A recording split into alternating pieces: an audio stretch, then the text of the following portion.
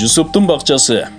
Көк асманда бир да булут көрүнбөйт. Аябай ысып чыккан күн аптабы менен айлананы куйкалап жатты.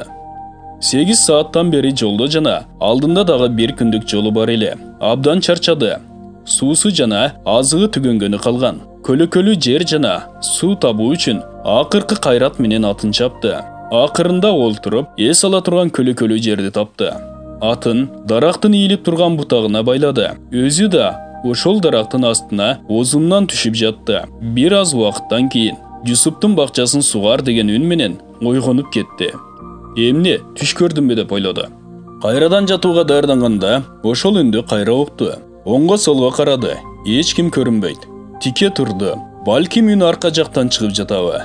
Жок, арка жакта да эч ким жок. Балким түшүмдө уктум деп кайра жатты. Башын жерге койгондо көк асманда кичинекей кара булут көрүндү. Булут шашып бара жаткандай чуркаган сыяктуу үстүндө жылып баратты. Алла, ушундай ысык күндө бул кара булут эмне деп айтып жатканда, жанагы үндү үчүнчү жолу укту. Көңүл буруп укканда үндүн булуттан келгенин түшүндү. Ичинен корко баштады. Эмне болуп жатат? Ким сүйлөп жатат? Бакты ким сугарат? Жусуп ким? Каякта эле? Буларды ойлонуп жатканда үстүнөн өтүп кеткен булут ылдый жактагы бир дөңсөөнүн артында токтогонун көрдү. Дароо атына минди. Дөңсөөгө карай жөнөдү. Ортодо таң калыштуу нерсе бар. Абдан кызыккан бул окуянын аркасындагы сырды билүү керек эле. Табышмактуу үн көк асмандагы бир булут бир бакты суугаруу үчүн буйрулду. Бактын ээсин табуу керек жана окуяны түшүндүрүп, Алланын бул жардамын кандай кылганын билүүсү керек эле. Дөңсөөнү ачканда булут дагы эле ошол жерде болчу. Бул жер таштуу жер эле. Булут бул жерге ташкан жамгырын бошотуп жатты. Оба, күн абдан ысык эле. Бирок бул кичинекей жерге чакалап төгүп жаткандай жамгыр жаап жатты. Жамгыр толуп ташты, сел болуп ага баштады. Ал киши селдин жолу менен суунун каякка акканын, кайсы бакчаны суугарып жатканын билгиси келди. Аккан сууну бойлоп баратты. Бир аздан кийин колунда кетмен күрөк кармаган, келген сууну бакчанын ар тарабына буруп жаткан кишиге жолукту. Булутта аты аталган Жусуп бул киши болушу мүмкүн деп ойлоду. Киши ишке ушунчалык берилген эле, келген жолоочуну байкабады. Жолоочу "Салам, иш илгери" деди. Киши ишин таштап үн чыккан тарапка бурулду. "Кош келиңиз, рахмат. Сизге кандайча жардам бере алам" деп жооп берди. Жолоочу "Атыңыз ким? Атыңызды билсем болобу" деди. "Атым Жусуп" деп айтты бакчадагы киши. "Бирөөнү издеп келдиңизби?"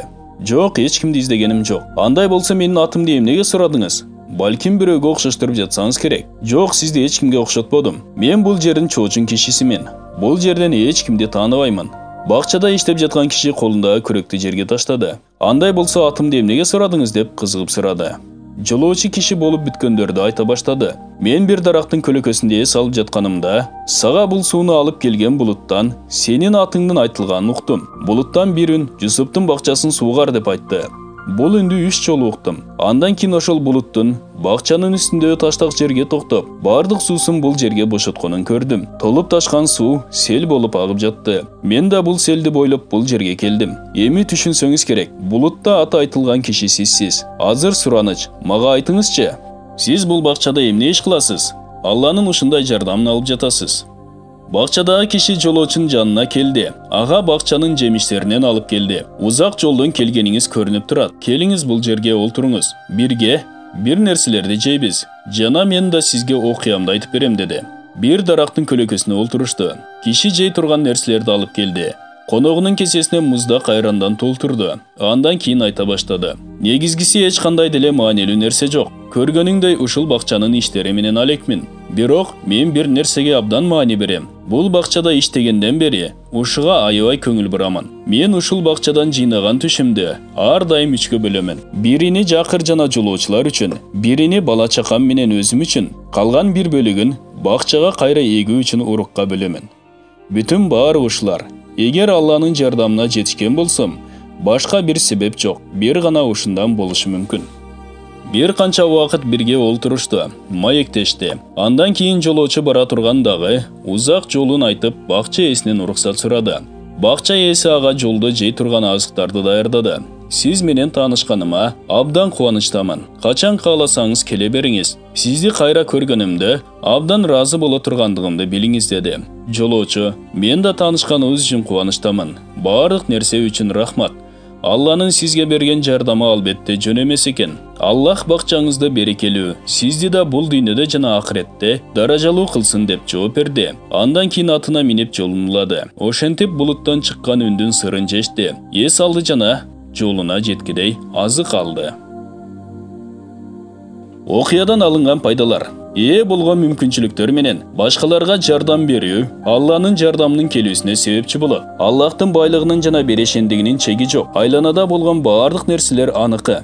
Баардык нерселердин ээси Алла. Ал ээ болгон нерселеринде сараң жана ысырап кылгандардан эмес. Бул берешендигине муктаж болгон баардык жандууга белгилүү өлчөмдө берет. Баардык жандуулар анын неаматы менен жашоолорун улантат. Сүйүнүш жана түшүнүү ичинде жашашат. Мисалы Алла сараңдык кылып жамгырын бербесе, жер жүзүндө суу болмок эмес жана жандуулар үчүн керектүү азыктар жетишпейт эле.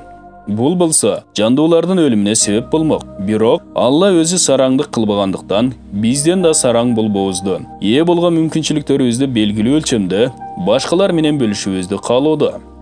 Экинчи, байлык бөлүшүүдө азайбайт, тескерисинче көбөйөт. Каршылыксыз Аллах үчүн берилген эч бир мал азайбаган деп буйруган. Бул окуяда көрүнүп тургандай, эгер бакчанын ээси бакчанын түшүмүнөн муктаж болгондорго жана уруктукка бөлүштүрбөгөндө түшүмдүн баарын өзү колдонсо, балким убакыт менен түшүмү азайып жана акырында эч бир түшүм жыйнай алмак эмес. Ошондуктан Куран бизге ушундай мамиле жасаган кээ бир бакча ээлеринин окуясын түшүндүрүүдө.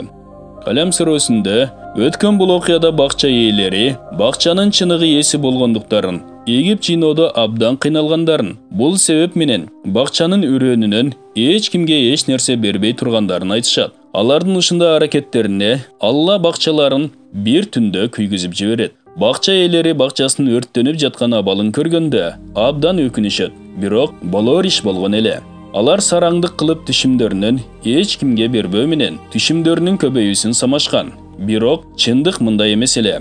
Ошол себептен биз байлыктарыбызды башкалар менен бөлүшүүдө азайбагандыгын, тескерисинче улануусун, ал эмес көбөйүүсүн билип жана ага жараша аракет кылуубуз керек.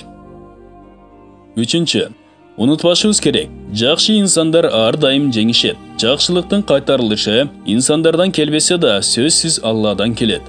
Ошондуктан башкага жакшылык кылган киши чынында өзүнө жакшылык кылган болот. Башкага жамандык кылганда чынында өзүнө жамандык кылган болот. Сиз да башкаларга жакшылык кылуу менен өзүңүзгө жакшылык кыласыз. Унутпаңыз, баары жакшылыкка муктаж. Бул баян Пайгамбарыбыз саллаллаху алейхи вассалам айтып берген окуялар китебинен алынды. Урматтуу мусулман бир туугандар, биздин Ихро медиа каналыбызга катталыңыздар.